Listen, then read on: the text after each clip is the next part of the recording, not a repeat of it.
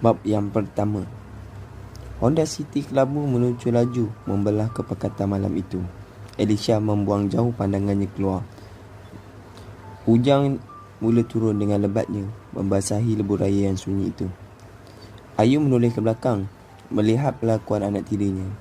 Pandangannya itu bukan pandangan kosong, tetapi dia memahami kesedihan yang dirasai Alicia saat ini. Kehilangan insan kedua yang paling disayangi selepas pemergian ibunya yang pergi menghadap Ilahi 5 tahun yang lalu. Kini, Alicia kehilangan pula kembarnya, Elena, 2 minggu yang lalu. Satu tamparan hebat buat Alicia dan ayahnya. 2 kali mereka diuji Allah dengan kehilangan 2 insan tersayang. Ayu mengeluh perlahan. Matanya yang redup kini tertumpu pada suaminya yang sedang fokus dengan pemanduannya. Tambahan pula pemanduan di dalam hujan yang lebat saat ini berat bibirnya untuk berkata apa-apa. Apatah lagi untuk bertanya tentang sesuatu perkara yang bukan penting. Mungkin menambahkan mood sebal suaminya. Sudahlah, sebelum bertolak petang tadi ada pertengkaran kecil antara suaminya. Punca pertengkaran itu hanya disebabkan Ayu bertanya pada Firdaus, kenapa abang masih tak izin Ayu bekerja? Sedangkan abang dah janji sebelum kita kahwin dulu nak izinkan Ayu bekerja. Sekarang dah 4 tahun usia perkahwinan kita. Sambil menyusun baju di dalam beg pakaian, Firdaus memandang Ayu dengan wajah ketat. Geram di hatinya dia ajukan soalan yang paling tidak disukai. Abang terpaksa buat begini. Lagipun abang mampu menyara Ayu dan Alicia. Nak buat apa Ayu bekerja lagi? Kalau boleh jangan ungkit lagi benda yang pernah abang cakap dulu. Jangan disebut-sebut lagi pasal nak bekerja, pentak Firdaus. Jadi sebab itulah abang bawa Ayu pindah ke janda baik. Abang nak jauhkan Ayu dengan kehidupan Ayu di sini. Nak jauhkan Ayu dengan kawan-kawan Ayu. Abang takut kawan-kawan Ayu akan pengaruhi Ayu. Kenapa abang tak sukai bekerja? Kenapa? Ayu mula meninggikan intonasi suaranya. Walaupun sememangnya dia sedar perbuatan itu adalah salah dan berdosa. Diam. Bisingnya. Pergi je lah kemas baju tu. Ayu nak mak dan ayah kita dengar kita bergaduh ke? Tak malu ke kalau mereka dengar? Tengking Firdaus pada Ayu. Sesungguhnya dia merasa rimas apabila diajak soalan berkali-kali. Saat ini dia mula naik angin. Ayu terdiam apabila mendengar nada suara suami yang semakin meninggi. Matanya merelung memandang suaminya saat itu. Ayu mengeluh berat. Di saat teringat kata-kata keluar dari mulut suaminya itu petang tadi, hatinya mula terasa sakit. Jiwanya bagai dirobek mengenangkan semua itu. Sungguh dia benar-benar rasa tertipu. Masih lagi Ayu terbayang wajah Alicia di saat pertengkaran antaranya dengan suami petang tadi. Ketika dia dan suaminya bertikam lidah, Alicia berada tidak jauh daripada mereka. Hanya tersenyum sinis memandangnya. Seakan bersorak gembira apabila Firdaus menangkingnya petang tadi. Ayu benar-benar berasa tersinggung dengan perbuatan Alicia itu. Benci benar Alicia padanya. Namun dia mengerti itu hanyalah orang luar. Dia hanyalah orang luar yang baru hadir dalam hidup mereka sekeluarga. Orang yang cuba merampas kasih sayang dan kebahagiaan mereka sekeluarga. Itulah tanggapan anak-anak tirinya terhadap dirinya ketika di awal perkahwinan. Sehinggalah kini di usianya perkahwinan yang sudah masuk ke tahun keempat. Alicia dan arwah Elena sentiasa bersangka buruk padanya. Sentiasa. Walaupun kesalahan itu bukan datang daripadanya. Wahal perkahwinannya dengan suaminya telah diatur oleh kedua orang tua suaminya sendiri. Walaupun bukan atas kerelaan hati. Sebagai wanita yang baru menamatkan pengajian di salah satu universiti awam, Ayu juga seperti wanita lain yang punya cita-cita. Ingin bekerja dan memiliki rumah sebelum umur mencecah ke angka 30. Termasuklah membawa diri dan kedua ibu bapanya menunaikan rukun Islam yang kelima. Itu adalah sasarannya ketika itu. Saat dirinya punya keinginan yang tinggi, saat dia merasakan bahawa kini dia sudah dewasa, punya keinginan dan kehendak sendiri. Tetapi Ayu lupa bahawa dia masih punya kedua ibu bapa yang turut mempunyai impian dan kehendak mereka sendiri dalam mengatur perjalanan anak garis mereka. Disebabkan itu, Ayu terpaksa akur kehendak orang tuanya demi untuk tidak menjadi anak dahaka. Dari situ Ayu mengalah. Walaupun hatinya sendiri terluka, impian dan cita-citanya itu ibarat sudah dicabul di saat dirinya telah ditunangkan tanpa kerelaan hati. Kini dia harus pasrah dan aku, walaupun dalam keterpaksaan menerima takdir yang sudah tertulis untuknya. Berkahwin dengan Firdaus, duda anak dua, Elisha dan Elena remaja yang baru berusia 15 tahun pada ketika itu. Ayu boleh hidup senang walaupun kahwin dengan Firdaus. Walaupun dia duda, tetapi dia ada kerjaya yang bagus. Dia ada 2 buah rumah, satu di Kuala Lumpur dan satu lagi di Janda Baik. Ibu nampak anak-anaknya sangat baik. Pasti mereka boleh menerima Ayu. Pasti ibu dan ayah Ayu tak perlu risau. Pasal ibu dan ayah Ayu tak perlu risau. Terngiang-ngiang kata-kata ibunya saat memujuk Ayu meminta persetujuan berkahwin dengan Firdaus. Lalu pandangannya kembali teralih keluar tingkap, membuang jauh pemandangan ke hamparan langit yang sudah mula kelihatan tenang, selepas berempas pula menangisi membasahi bumi.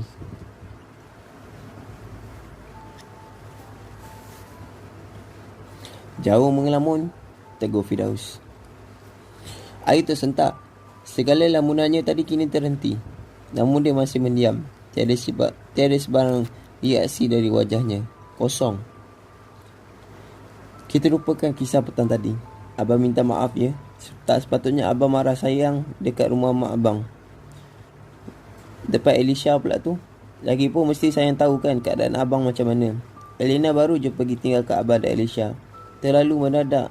Abang minta maaf, pujuk Firdaus. Ayu masih lagi diam, hanya membiarkan Firdaus bersuara bersendirian. Kata-katanya jelas hanya terpancar di wajah, menjeruk rasa tanpa bicara. Akhirnya destinasi mereka pun sudah sampai. Kereta Honda City sedia diparking di pekarangan rumah. Firdaus melirik jam di pergelangan tangan kirinya. Hampir ke pukul 12.30 malam. Bujur saja tiba di rumah, hujan semakin reda. Manakala Ayu dan Elisha terus keluar dari perut kereta dan menuju ke pintu rumah, Firdaus hanya membututi mereka sejurus mengambil 2 beg pakaian yang berada di dalam bonet kereta. Namun, dalam Firdaus menapak dalam beberapa langkah menuju ke pintu rumah, tiba-tiba, betul ke apa aku nampak tu? Firdaus mengenyekkan mata buat beberapa kali, ingin memastikan penglihatan tidak salah pandang. Ayu mendengar suara Firdaus yang tertolak itu terus menoleh. Kenapa bang? Tak ada apa-apa, jawab Firdaus. Beg pakaian yang sedang dijinjing terus diletakkan di bawah. Firdaus mula berasa pelik dengan apa yang dilihatnya sebentar tadi. Dia menggarukkan kepala yang tidak gatal. Pandangan matanya masih tersorot pada pintu hadapan rumahnya. Ketika dia mengikuti dari belakang, isteri dan anak perempuannya itu dalam jarak 3 meter dan hanya menghadap cahaya bulan yang kembali menampakkan diri selepas hujan. Dia dapat melihat ada kelibat seorang betul-betul berdiri di sebelah isterinya. Sepatutnya ada 2 orang di hadapannya. Tetapi Firdaus menjadi pelik ketika itu. Bagaimana pula ada 3 orang di hadapannya? Seolah-olah kelibat orang itu juga ingin melangkah masuk ke dalam rumah bersama-sama dengan isteri dan anak perempuannya. Kelibat itu seperti pernah dilihatnya. Tetapi siapa? Takkan arwah Elena? Mustahil. Perasaan aku agaknya. Rindu sangat aku padanya sampai terbawa-bawa depan mata, bisiknya sendiri.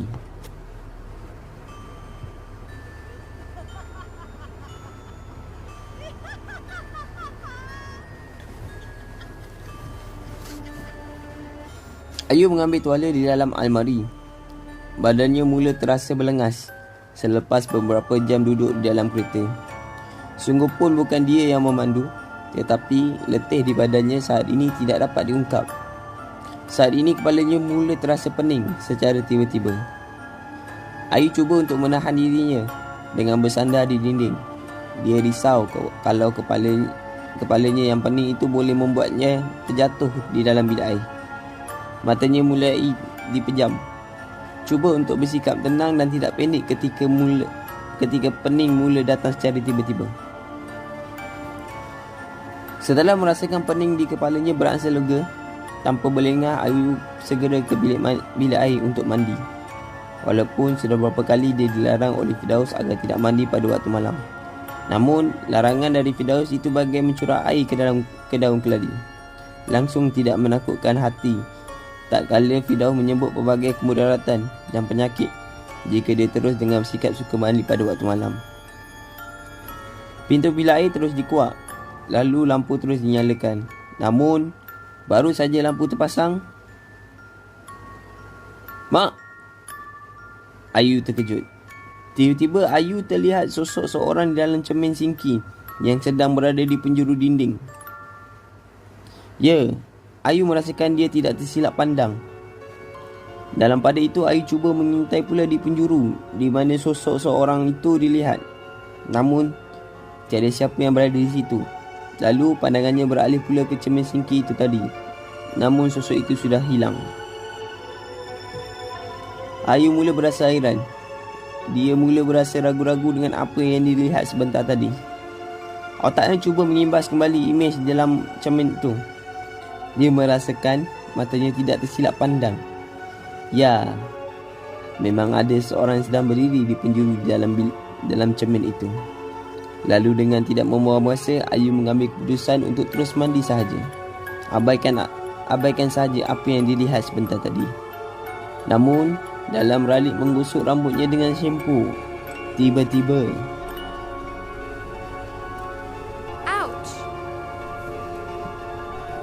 Ayu merasakan rambutnya seakan direntap dengan kuat dari belakang. Dengan segera Ayu memaling ke belakang. Dia benar-benar terpanjat, tergamam saat rambutnya direntap begitu. Dia menggosok-gosokkan kepalanya yang sakit akibat dirantap begitu kuat tadi. Kali ini dia benar-benar berasa takut. Ayu merasakan gangguan itu adalah real. Kalau tidak, mengapa kulit kepalanya terasa sakit apabila direntap tadi? Hatinya mula berkira-kira untuk menyambung mandi. Lalu tanpa membuang masa, rambutnya segera dibelas dengan air, membuang segala buih-buih shampoo yang penuh di rambut. Terkocoh-kocoh dia mempercepatkan mandinya. Kemudian, tuala yang tergantung di bahagian kanan terus diambil. Namun sedang Ayu membaluti tubuhnya dengan tuala, dia terdengar seorang menangis di sebelah kirinya. Ya, betul. Betul-betul di sebelah kirinya. Sungguh benar dayu tangisan itu. Ayu menoleh. Melilau matanya mencari punca di mana suara tangisan itu datang. Tiada. Tetapi tangisan itu tetap bergema di cuping telinganya. Semakin lama semakin mendayu-dayu tangisan itu. Mengonyoi-ngonyoi tangisan itu, seakan suara perempuan minta dibujuk. Saat ini bulu roma di lengannya mula merinding. "Jangan ganggu aku tak kacau kau. Kau nak apa sebenarnya dengan aku?" Rayu Ayu minta tidak diganggu oleh tangisan itu.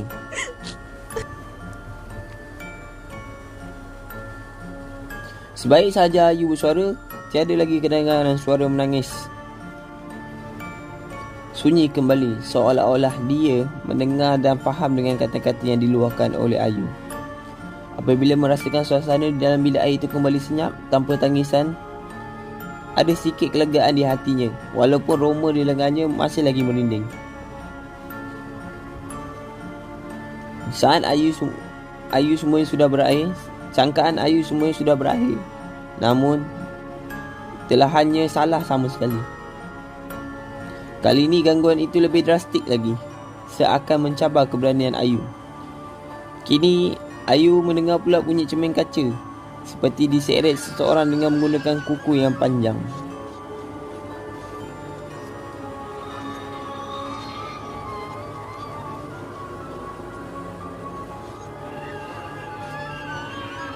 Ayu menelan air liurnya. tergamam saat mendengar cakaran di cermin itu. Kakinya terasa kaku untuk melangkah keluar dari bilik air. Dia benar-benar hilang punca. Namun, untuk tidak melayan gangguan perkenaan dengan sedikit keberanian yang masih tersisa, Ayu mengambil keputusan untuk keluar sahaja dari bilik air. Walaupun bunyi cakaran itu datang dari cermin di sinki yang betul-betul berada di sebelahnya. Dia tekad untuk tidak memandang ke arah cermin itu. Matanya cuba untuk tidak ditutup terlalu rapat agar memudahkan kakinya melangkah keluar dari bilik air. Namun, sebaik saja kakinya mahu melangkah keluar dari bilik air, bunyi cakaran itu terus hilang. Tetapi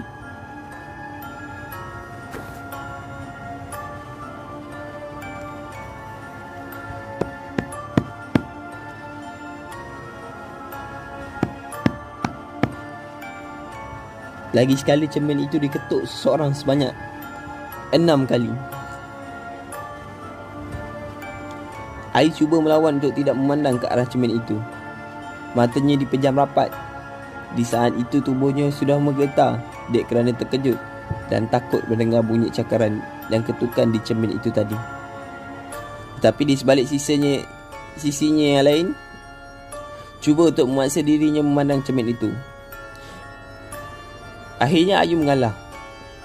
Dia harus melihat cermin itu demi untuk mengetahui siapa yang mengetuk cermin itu sebenarnya tadi. Baiklah, aku nak tahu siapa yang ketuk cermin itu, bisik hatinya. Sebaik saja Ayu membuka matanya, perlahan dan menoleh ke arah cermin itu. Makcik. Bagaikan hendak luruh jantungnya saat memandang cermin itu. Ayu tergamam apabila melihat sosok arwah Elena sedang berada di dalam cermin itu sambil merenung ke arahnya. "Abang!"